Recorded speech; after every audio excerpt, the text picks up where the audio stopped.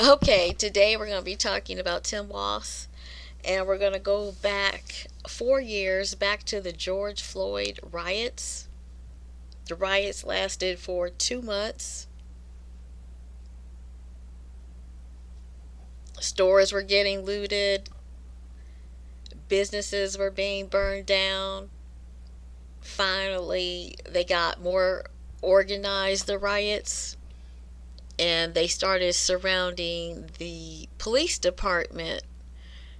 And then the police were terrified inside the building that they narrowly escaped before they burnt the police department down. And so this is about how Tim Walz handled the situation.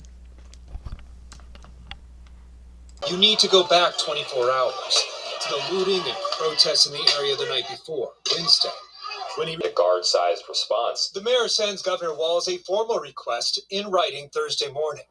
The governor activates the National Guard that afternoon.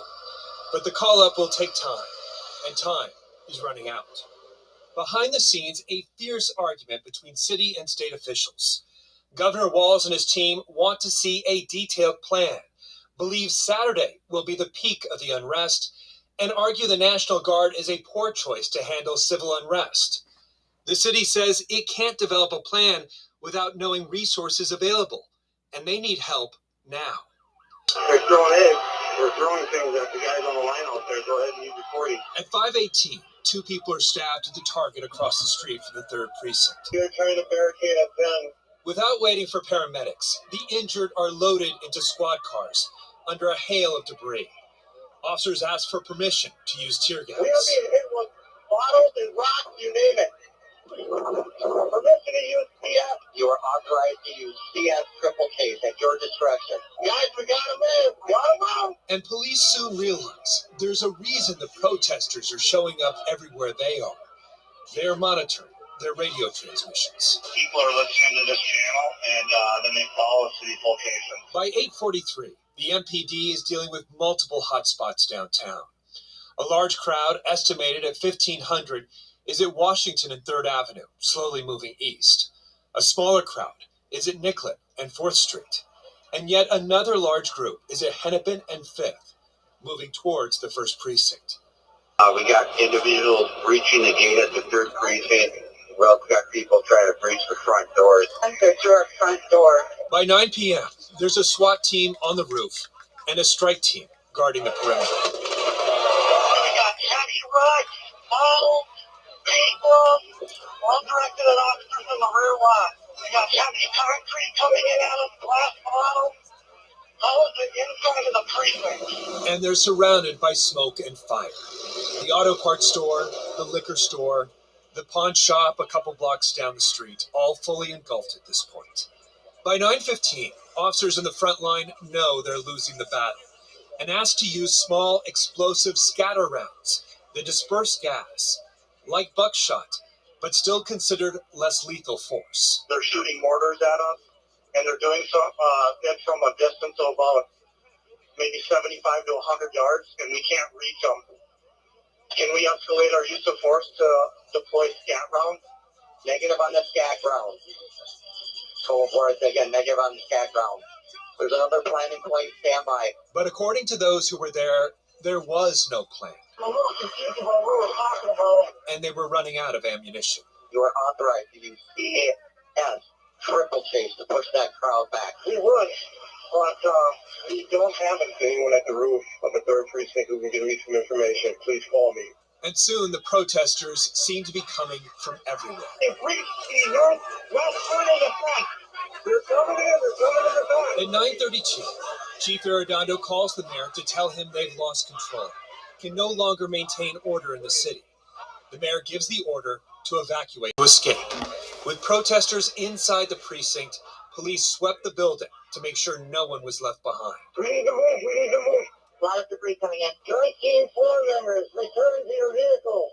Some fishing clearing the building. You have to evacuate right now. We need to go.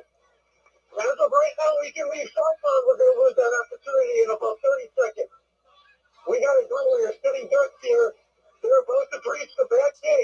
Then they discover the back gate's been padlocked from the outside. They can't get the gate open. Video posted on YouTube shows squad cars crashing through the back gate, giving cover to the officers who are escaping on foot. We're actually intermixed with the cops on foot, trying to give them a fighting chance here. Like the precinct is on fire here. We leave dispatch. I think you can start a roll call. Bring a couple more squads up to the front. We're going to convoy our officers safely to the new staging location, please. We're protecting firefighters. They have the scene under control, but if protesters start making their way east, we won't have enough. And then at 10:13, Chief Arredondo, who's monitoring the scene from a couple blocks away, gets on the radio to announce defeat. Get a citywide tone right now in our loss of the 3rd precinct.